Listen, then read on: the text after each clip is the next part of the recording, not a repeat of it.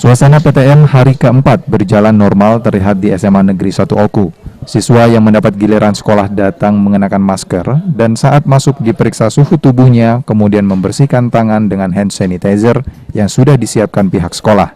Pelajar sendiri mengaku senang bisa sekolah tatap muka kembali.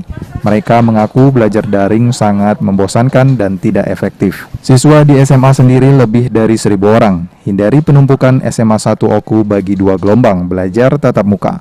Dibagi berdasarkan nomor urut absen siswa di kelas untuk nomor absen 1-18 masuk sekolahnya hari Senin, Selasa, dan Rabu. Sedangkan nomor absen 19-36 belajar daring di rumah. Pada hari Kamis, Jumat, dan Sabtu, giliran siswa nomor absen 1-18 yang belajar dari rumah dan siswa nomor absen 19-36 belajar tatap muka di sekolah.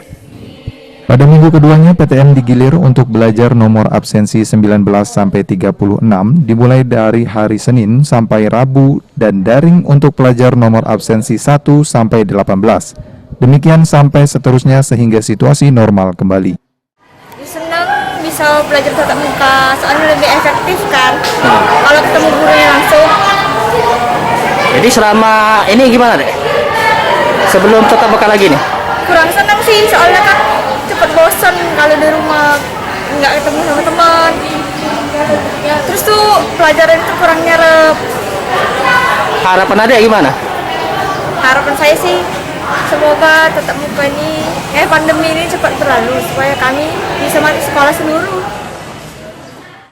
Tatap muka terbatas ini dimulai tanggal 6 September 2021. Sistem tatap mukanya kita bagi 2 sesi, 2 gelombang. Gelombang pertama memakai nomor absen 1-18, masuknya hari Senin, Selasa, Rabu. Sedangkan nomor 19 sampai dengan nomor absen 36 belajar daring. Sedangkan untuk Kamis, Jumat, Sabtu nomor absen 19 sampai 36 itu belajar di sekolah tatap muka.